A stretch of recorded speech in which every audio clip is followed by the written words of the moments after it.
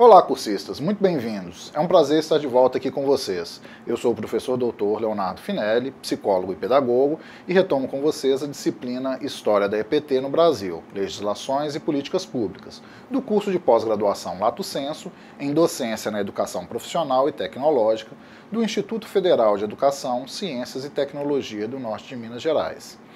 Em sequência à nossa formação, discutiremos a estruturação dos IFs no Brasil, instituídos como políticas públicas comprometidas com todo o social, como algo que funda a igualdade na diversidade. Sua implementação visa a ampliação da oferta de cursos técnicos, sobretudo na forma de um ensino médio integrado, inclusive utilizando a EAD. Mas passemos então ao material para a gente discutir melhor. Solicito para vocês que durante as aulas estejam munidos de caneta e papel, para caso surja alguma dúvida, vocês possam anotar e depois postar no nosso fórum Tirar Dúvidas. Passemos então ao material. Então estamos na pós-graduação Lato Sensu de oferta própria, na docência em Educação Profissional e Tecnológica, oferecido pelo SEAD, no Instituto Federal do Norte de Minas Gerais, que iniciou em 2018. Essa pós é coordenada pela professora doutora Priscila Caire Santana Afonso, na disciplina História da EPT no Brasil, ministrada por mim, professor doutor Leonardo Augusto Couto Finelli. Como a gente já discutiu anteriormente, é uma pós na área de conhecimento da educação, na modalidade de educação à distância. Então, pensando no nosso texto, a gente começa a discutir a ideia de um novo modelo em EPT, em Educação Profissional e Tecnológica. O MEC criou esse novo modelo de instituição de EPT estruturado a partir do potencial instalado nos antigos, atuais e antigos Centros Federais de Educação Tecnológica, os CEFETs, as escolas técnicas federais, agrotécnicas e vinculadas às universidades federais, e nos novos Institutos Federais de Educação, Ciências e Tecnologia, os IFs. O foco dessa proposta visa atender à justiça social, promovendo a equidade, competitividade econômica e a geração de novas tecnologias. Voltando-nos para a nossa pós dos institutos federais, ou melhor, voltando-nos para EPT dos Institutos Federais de Educação, a gente tem que a implementação desses se deu nos primeiros registros de debates, sempre esteve relacionado ao conjunto das políticas para EPT. Isso porque os institutos assumem um compromisso da Secretaria de Educação Profissional e Tecnológica, o CETEC, pela expansão da rede federal de EPT, em colaboração com os estados e municípios. Então, essa proposta visa a ampliação da oferta de cursos técnicos, sobretudo na forma de ensino médio integrado, inclusive utilizando a EAD, ligados à elevação da escolaridade, um item que está previsto no Programa de Educação Profissional Técnica do nível médio integrada, ao ensino médio na modalidade de educação de jovens e adultos, promovidos pelo PROEJA. Então, pensado como política pública, os institutos são instaurados como entes mantidos pelo orçamento público central, comprometido com todo um fazer social como algo que funda a igualdade na diversidade, tanto no campo social, econômico, geográfico, cultural, entre outros. Nesse sentido, essa política pública está articulada a outras políticas, por exemplo, as políticas de geração de trabalho e renda, ou as políticas de desenvolvimento setorial, de desenvolvimento ambiental, de desenvolvimento social e mesmo dentro das próprias lógicas das políticas de desenvolvimento educacional.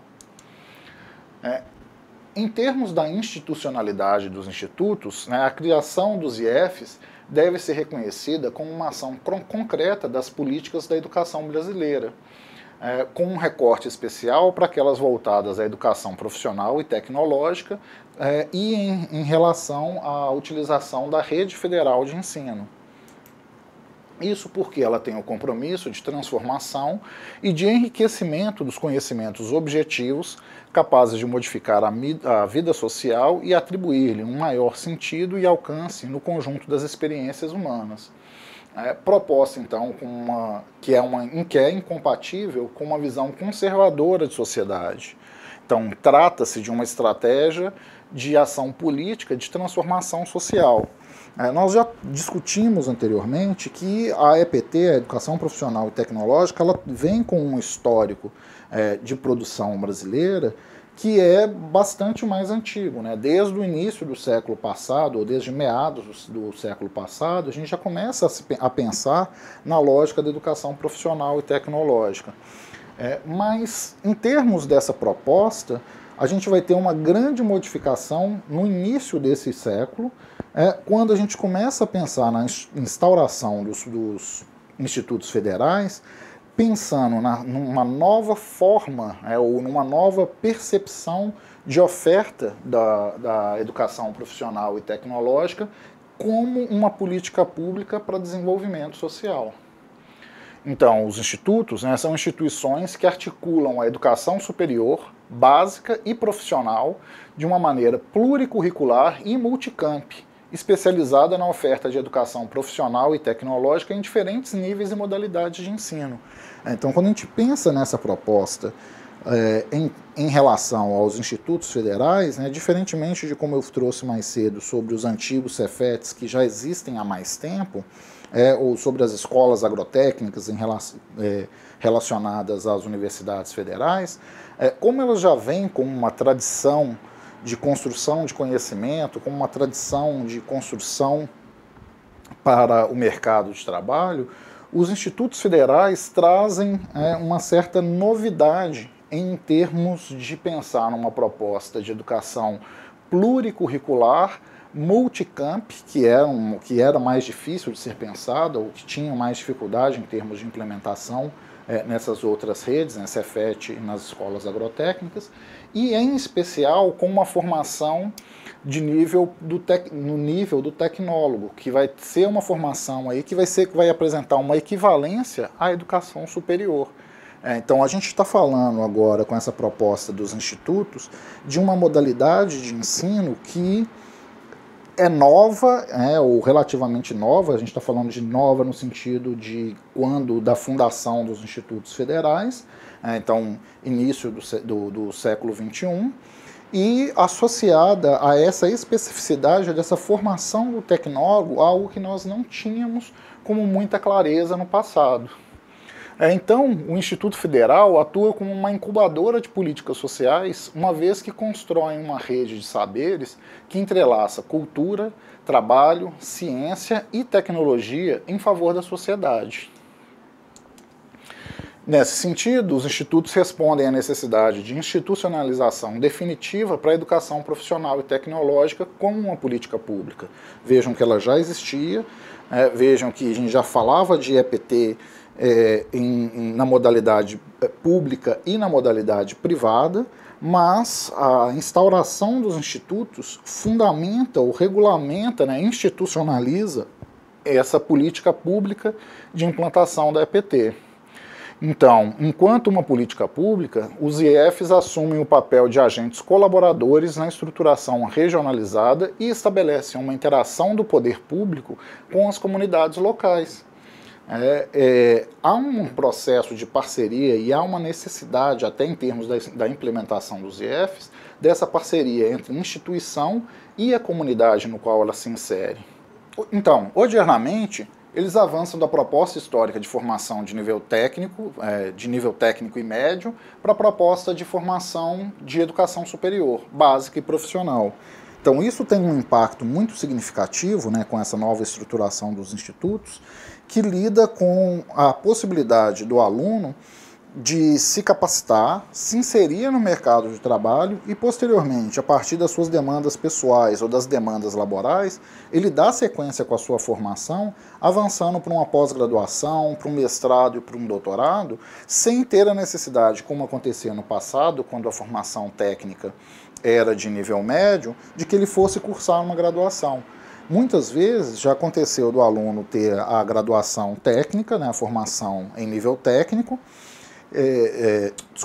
a formação técnica em nível médio, e quando ele desejava fazer uma pós-graduação, ele precisava retomar para uma graduação, ou seja, a proposta dos Cefetes, por exemplo, no passado, acabavam sendo perdida com a formação de técnicos para inserção no mercado de trabalho, e muitos deles saíram de lá para ingressar no ensino superior, porque já finalizavam o curso com uma experiência de estágio que reconheciam uma demanda laboral cuja remuneração era muito melhor se eles fizessem a graduação posterior. Então, eles saíam, já ingressavam, a partir da sua experiência, com uma certa facilidade na graduação, e a proposta da formação tecnológica era perdida. Então, nesse sentido, o Instituto recorre ao local e ao regional para conciliar uma antinomia local versus global na perspectiva da sua superação, de superar essa formação local dentro de uma perspectiva de uma formação que seja global, que habilite esse profissional não só para atuar na sua área, na sua regionalidade, mas para que ele possa aprender a aprender e, a partir daí, buscar novas perspectivas. Nesse sentido, estabelece sintonia com outras esferas do poder público e da sociedade, na construção de um projeto mais amplo para a educação pública, com singularidades que lhe são bastante próprias, passando a atuar como uma rede social de educação profissional e tecnológica. Assim, os institutos reúnem princípios e valores que convergem para fazer valer uma concepção de EPT em sintonia com valores universais do ser humano. E daí a importância de assegurar nos institutos o lugar da arte e da cultura, que nem sempre é reconhecido ou priorizado, até em função da perspectiva de formação para o mercado de trabalho, onde essa parte dessa formação humanística, que tem um caráter propriamente de uma formação de ensino superior, de certa forma, em alguns momentos, mitigada, reduzida, cortada nos currículos da formação profissional. Pensando na relação entre o desenvolvimento local e regional e os institutos atuam no sentido de desenvolvimento local e regional, na perspectiva da construção da cidadania, sem perder a dimensão do universal. Nesse sentido, ele objetiva provocar um olhar mais criterioso em busca de soluções para a realidade de exclusão que, ainda nesse século, castigam a sociedade brasileira no que se refere ao direito aos bens sociais e, em especial, à educação. Os institutos, então, constituem um espaço fundamental da construção dos caminhos com vista ao desenvolvimento local e regional. Para tanto, ele vai além da compreensão da educação profissional e tecnológica como uma mera instrumentalizadora de pessoas para o trabalho determinado por um mercado que impõe os seus objetivos. O Instituto situa a educação como uma possibilidade do indivíduo no desenvolvimento da sua capacidade em termos da geração de conhecimentos e de uma prática interativa com essa realidade no qual esse indivíduo se insere. Ao entrar em contato com a cultura de um território, ela se altera a partir do processo interativo que é instaurado. Então, quando a gente pensa na instauração de um Instituto Federal com a proposta de cursos de educação profissional e tecnológica, a gente começa a pensar numa proposta de mudança e de desenvolvimento social e local daquela regionalidade. Isso porque cada instituto deve ter agilidade para conhecer a sua região, ou no caso uma mesorregião, quando ele está inserido, e responder aos anseios da sociedade que seja alavancadora do desenvolvimento da inclusão social e da distribuição de renda. Então, pensar na lógica do instituto nesses locais é pensar nesse processo de desenvolvimento de cada região, considerando as especificidades de cada uma delas. Pensar os institutos, então, como uma rede social é estabelecer uma rede social a partir das relações sociais que já existem, que propiciam, por um lado, o compartilhamento de ideias, visando a formação de uma cultura de participação, e, por outro lado, a absorção de novos elementos que objetivam a renovação permanente dessa rede social. Então, ela parte do entendimento de que o conhecimento é um dos elementos constituintes da cidadania e que a promoção desse conhecimento, a promoção da educação, amplia a civilidade dos indivíduos de cada localidade. Então, articular e organizar os saberes instalam-se como grandes preocupações dos institutos nessa lógica de ser pensado como uma rede social, porque ele estabelece vínculo entre a totalidade e as partes, constituindo então uma premissa fundamental para compreender os objetos em seu contexto e em sua complexidade. Volto a frisar que pensar o instituto dentro de uma comunidade, ele atende a uma questão de regionalidade, a uma determinada área, promovendo a formação que atenda às demandas daquela região. Se é uma região que tem uma fonte de renda mais voltada para a agropecuária, a formação vai ser atendendo a essa demanda. Se é uma produção de hortifruti, também. Se é uma região, né, se o Instituto está instalado numa região um pouco mais central ou um pouco mais desenvolvida no sentido de fábricas e indústrias, deve-se pensar então na formação que atenda às demandas dessa localidade, para absorção das pessoas para esse mercado de trabalho. Do desenho curricular, então, dos institutos, né, a gente tem uma proposta, então, que é singular, como eu trouxe, né, nesse pensamento de que os institutos trazem uma inovação para a formação da educação profissional e tecnológica. A proposta dos institutos validam a verticalização do ensino na medida em que balizam as suas políticas de atuação pela oferta de diferentes níveis e modalidades da EPT. Então, a sua proposta político-pedagógica oferta educação básica em cursos de ensino médio integrado, a EPT, de nível médio, ensino técnico de modo geral, cursos superiores de tecnologia, licenciaturas, bacharelados, bem como programas de pós-graduação, tanto lato quanto stricto sensu, sem deixar de assegurar a formação inicial continuada do trabalhador e dos futuros trabalhadores que passam por essa formação no Instituto. Então vejam que a gente está falando aí de uma área ou de um campo de abrangência extremamente vasto em termos de níveis de formação, com especificidades muito distintas e que devem ser pensados em função da oferta e da demanda de cada região. Então, a sua proposta política pedagógica oferta educação básica em cursos de ensino médio. Eu vou pular esse slide, porque ele repete a informação que está no slide anterior. Então, na hora que fizer o corte, vai pular desse, corta, e aí já pula para esse próximo. Então, a sua arquitetura curricular contempla a flexibilidade para instituir itinerários de formação que permitam um diálogo rico e diverso em seu interior e a integração dos diferentes níveis de educação básica e do nível superior a partir da proposta da educação profissional e tecnológica, além de instalar possibilidades de educação continuada, considerando um aspecto decorrente da dinâmica da realidade produtiva. O indivíduo que se insere no mercado de trabalho a partir de uma formação profissional, muitas vezes vai reconhecer demandas, seja no seu posto laboral, seja pessoal, para o seu próprio desenvolvimento e para alcançar uma melhor posição laboral na instituição que ele estiver, tende a buscar uma formação continuada, fazer uma pós-graduação, ou caso a formação tenha sido em nível médio, avançar para um nível tecnológico ou superior, de modo a conseguir aí uma melhor inserção no mercado de trabalho. Então, se estabelecem os nexos internos e promoção da inter-relação de saberes, o que concorre para um tratamento mais adequado à natureza da ciência, que é multi e interdisciplinar.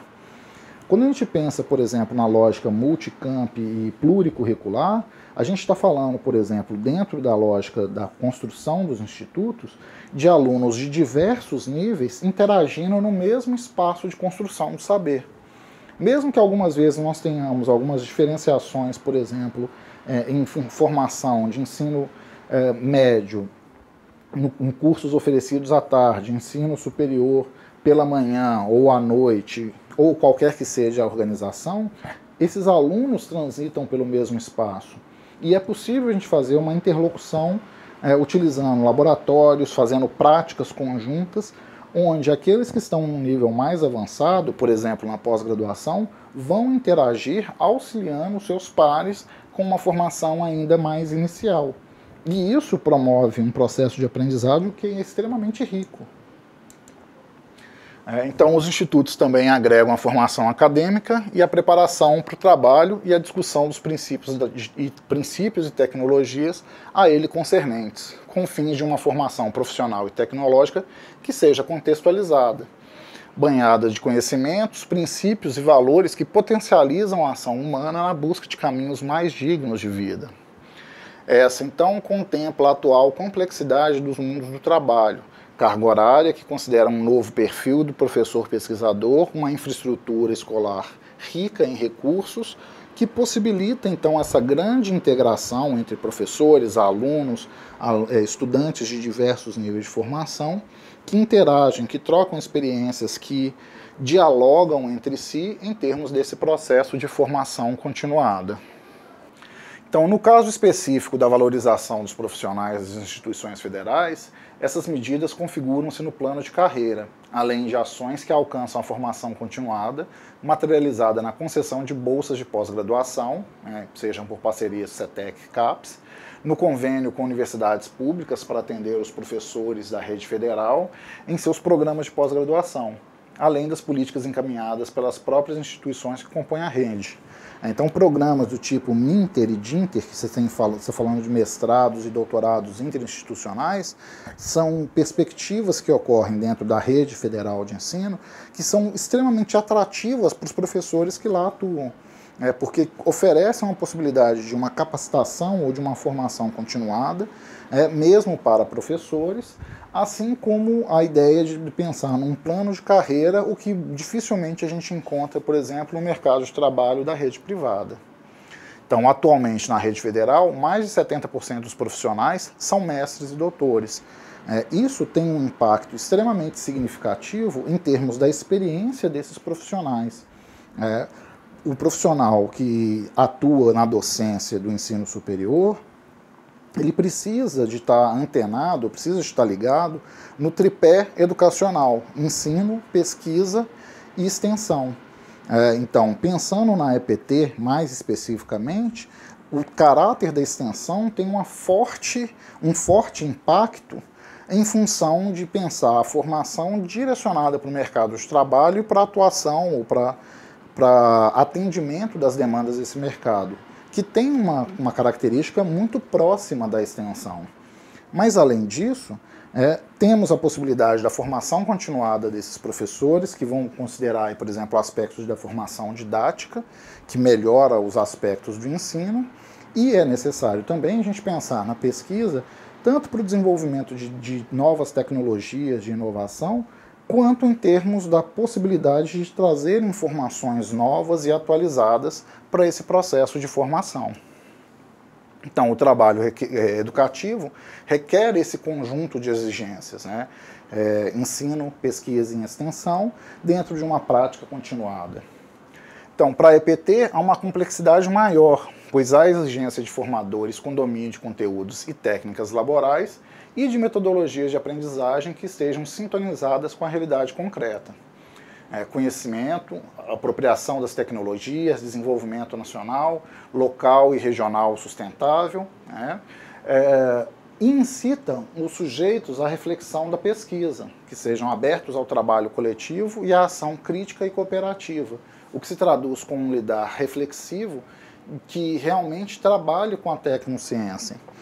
Então, pensar na formação em EPT, ela traz aí um elemento ainda de maior complexidade em termos de que nós, professores, e aí na hora que eu falo de nós, professores, pensando aqui na nossa pós em docência na EPT, porque nós precisamos dominar os elementos da didática, os elementos do espaço de sala de aula, do domínio de sala de aula, no processo de transmissão, mas precisamos também da experiência prática, o que nem sempre acontece, por exemplo, na educação formal ou na educação epistemológica, como a gente já discutiu, o que muitas vezes é mais voltada para a pesquisa e dentro de uma discussão muito mais teórica e menos voltada para a prática.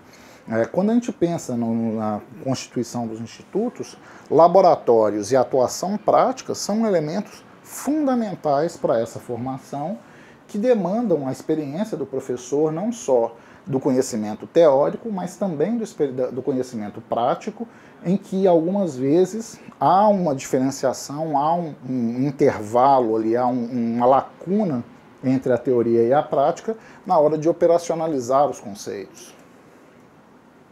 Então, a gente está falando da superação de dicotomias entre ciência e tecnologia e entre teoria e prática.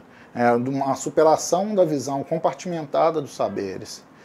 Lidar com a tecnociência traz para dentro do processo de construção do conhecimento a necessidade de definitivamente instalar a pesquisa como um princípio educativo, para além de ser um princípio científico. O fazer pedagógico dos institutos, então, ao trabalhar na superação da separação ciência e tecnologia e teoria e prática, na pesquisa como princípio educativo e científico, nas ações de extensão como forma de diálogo permanente com a sociedade, revela sua decisão de romper com o formato consagrado por séculos de lidar com conhecimento de forma fragmentada. Não dá para mim pensar, por exemplo, na minha disciplina aqui isoladamente, sem contextualizá-la com o curso e com as outras disciplinas, no sentido de pensar qual que é o propósito dessa formação. Então, mais do que dominar o conteúdo da minha disciplina, eu preciso dominar o conteúdo da formação, até no sentido de oferecer um impacto, de oferecer uma formação que agregue prática a essa teoria, que ofereça um pouco do aspecto técnico ou do aspecto da formação prática para essa discussão meramente teórica e metodológica. Pensando em termos da educação, trabalho, ciência e tecnologia nos institutos, a gente tem hoje no Brasil um ciclo de revolução tecnológica com um relevante grau de conhecimento no processo de transformação da base científica e tecnológica. O universo de trabalho no Brasil contemporâneo é bastante complexo e heterogêneo, em termos de níveis de formação, em termos de acesso à informação, em termos de uso da tecnologia nos mais variados contextos. Nas últimas décadas, ao lado do modelo de produção taylorista-fordista, que ainda não se extinguiu, um novo paradigma se instala, com uma ênfase na microeletrônica e provoca novas demandas para a formação de trabalhadores. Então, nesse contexto, reconhece-se a carência de trabalhadores qualificados. Se a gente retoma, por exemplo, um filme clássico do Chaplin, Tempos Modernos, onde o cara estava lá numa linha de produção apertando parafuso e aquela era a função dele por longos anos, se a gente pensa em todo o modelo clássico da literatura e do cinema, um Homer Simpson da vida, que está lá numa indústria produzindo da mesma maneira, desde sempre, ao longo de toda a sua vida laboral, a gente está falando desse modelo taylorista-fordista. Só que o mercado de trabalho não é mais só assim. Dificilmente você vai ter um profissional e um jovem profissional, pensando na formação dos nossos alunos, então um jovem profissional que vai ingressar numa dada instituição de trabalho, ou um dado campo de trabalho, e que vai ficar nesse campo de trabalho por mais de 5 anos, que vai ficar na mesma empresa por mais de 5 anos. Então, construir ou constituir uma carreira é pensar nessa lógica da microeletrônica, por exemplo, de que os processos vão ser modificados.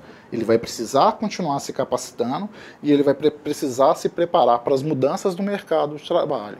Nesse sentido, a gente precisa de trabalhadores qualificados. No texto que a gente está usando como base, traz algumas informações. A pesquisa revela que somente 18,3% do total das pessoas que procuram trabalho no Brasil têm qualificação adequada para imediatamente atender o perfil de desempregados atualmente aberto. Quer dizer, a gente está falando aí de menos de 1 em cada 5 candidatos ao posto laboral já ter uma formação, uma competência, uma preparação, uma experiência prévia que o habilita a chegar na empresa, entregar um currículo, ser contratado e estar no dia seguinte trabalhando sem precisar de uma formação, sem precisar de uma capacitação, sem demandar ali uma adequação específica para aquela empresa. Então ainda é tímida a formação de profissionais pela modalidade de EPT no Brasil. Considerando que a gente tem, ou pelo menos segundo a proposta do texto que a gente está usando como base, 170 mil vagas ofertadas atualmente nessa modalidade. O Brasil possui a 5ª maior juventude do mundo, sendo que apenas 50% desses estudam. E desses, dessa metade que estuda, 56% apresentam uma defasagem série-idade. Isso é um dado bastante significativo em termos de formação, porque a gente está falando de um atraso em termos de ingresso no mercado de trabalho, em termos de capacitação e preparo para o ingresso nesse mercado de trabalho, que impacta economicamente no desenvolvimento da nação. Além disso, pensar que apenas 50% desses jovens estudam é pensar que eles não passaram por uma formação mínima que os habilite ao ingresso no mercado de trabalho. Então, a parcela de jovens com baixa instrução ainda é expressiva. Quase 30% dos brasileiros entre 18 e 25 anos não tem sequer 8 anos de estudo. A gente estava esperando aí um jovem dessa idade que ele tivesse a média de 12 anos de estudo, que é o equivalente ao ensino médio, à conclusão do ensino médio. Então a gente está falando de um grande percentual de jovens que, até os 25 anos, que não concluíram o ensino médio. Isso impacta em termos da possibilidade desses jovens se empregarem. O cenário de carência de mão de obra sempre foi o mais forte elemento balizador da educação profissional. Portanto, definidor de política de ampliação de vagas para essa modalidade de educação. Por que a gente tem um tempo de formação na graduação que é longo? E por que a gente tem muitos jovens que não têm a formação necessária para esse ingresso e para avançar de maneira adequada num processo de graduação? É pensado a formação profissional e tecnológica. Então, os USIEFs têm em sua concepção, amalgamam o trabalho de ciência, tecnologia e cultura na busca de soluções dos problemas do seu tempo. É um aspecto que necessariamente deve estar em movimento e articulados ao dinamismo histórico da sociedade em seu processo de desenvolvimento. Entende-se que as novas formas de relação entre conhecimento, produção e relações sociais demandam um domínio integrado de conhecimentos científicos, tecnológicos e socio-históricos, e nessa tessitura de saberes que materializam-se também a formação profissional. Quanto à autonomia dos institutos federais, a palavra autonomia ela pode ser abordada sobre diversos enfoques. Eu trago aqui 3 para a gente discutir. É um conceito que confunde-se com o de liberdade, que consiste na qualidade de um indivíduo de tomar suas próprias decisões com base na razão individual. Autonomia também é a qualidade de um território ou organização de estabelecer com liberdade suas próprias leis ou normas, e também é uma noção de dependência inseparável da noção de auto-organização. Então, preparar para a autonomia significa educar para a liberdade. Eu trouxe aqui, o texto nos traz essa frase de Paulo Freire, com uma ideia de que a proposta educacional ela deve ser emancipadora, ela deve promover a autonomia daquele que é educado para desenvolver as suas próprias competências e a sua maneira de lidar com o mundo. É a liberdade que possibilita aos homens conviver de forma politicamente organizada e consciente.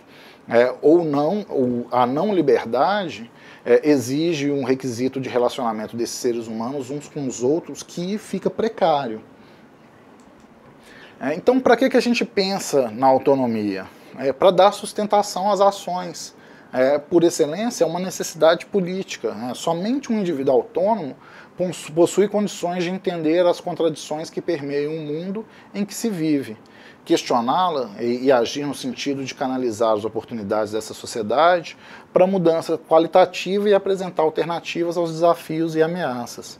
Eu volto novamente ao exemplo que eu trouxe anteriormente do filme Tempos Modernos, do Charlie Chaplin.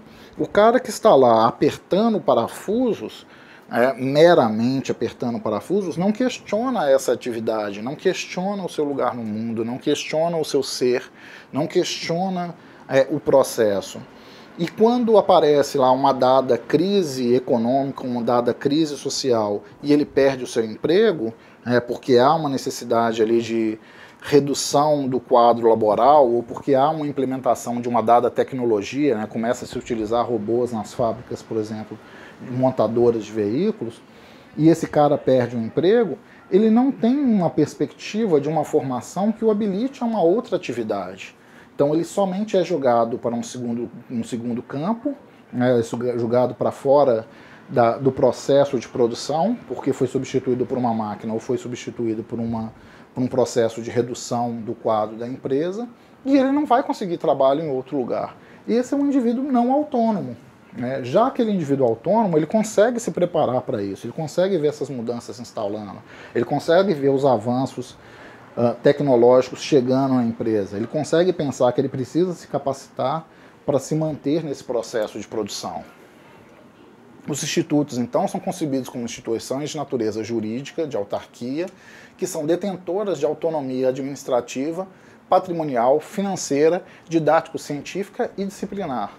Ou seja, os institutos têm a autonomia para se autogerir. Eles recebem um financiamento, recebem uma verba do governo, mas eles têm autonomia para se autogerir em termos de qual curso, qual laboratório, que tipo de demanda, como se organizar dentro do seu território, do território em que ele está instalado. Nesse sentido, eles são equiparados às universidades federais em termos jurídicos de serem autarquias. Ao estabelecer, então, uma estrutura multicamp, em que todos os campi possuem um elevado e isonômico grau de autonomia, afirma-se o território como uma dimensão essencial de sua função. Assim, estabelecem os princípios para ações comprometidas com o desenvolvimento local e regional, não cerceadores de sua autonomia. Vou retomar um elemento que eu já trouxe no início da nossa disciplina, que é pensar que nós estamos aqui nessa pós-graduação no IFNMG. Nós estamos, com essa lógica do Instituto Federal do Norte de Minas, ocupando aí diversas cidades da região do norte de Minas. Nós temos aí em torno de 14 campos atuando, e cada um deles tem a sua própria autonomia, apesar de todos atenderem a essa lógica do Instituto Federal do Norte de Minas. Nós temos outros institutos em outros estados que também têm essa mesma lógica de autonomia enquanto institutos separados, e dentro deles campi separados, cada um com a sua autonomia, com a sua gestão, que atendem às propostas do campi geral. Então, a educação na sociedade contemporânea traz o compromisso de preparar o ser humano autônomo para viver e participar de uma cultura que, reconhecida em seu local, constrói anexos capazes de ampliar espaços, tendo o mundo como a sua localidade e o seu lugar, configurando-se assim a ampliação da consciência humana na conquista do espaço cultural mundializado. Então, fechando essa frase, fechando mundializado. Bom, por enquanto é isso, pessoal. Na nossa disciplina, nós seguiremos, então, acompanhados por mim e por nossos tutores presenciais e à distância. Eu reforço que, para que vocês tenham um bom desempenho, é necessária a dedicação de vocês nos estudos e nas atividades do ambiente virtual de aprendizagem, que é a nossa sala de aula. Mas também é muito importante que vocês leiam material didático complementar. Eu espero que vocês tenham gostado e absorvido um pouco da proposta do que nós vimos aqui hoje. Lembre-se de acessar a sala de virtual e participar dos fóruns, assim como postar as suas dúvidas. E não se esqueçam do estudo do material proposto. Por hoje é isso, um grande abraço.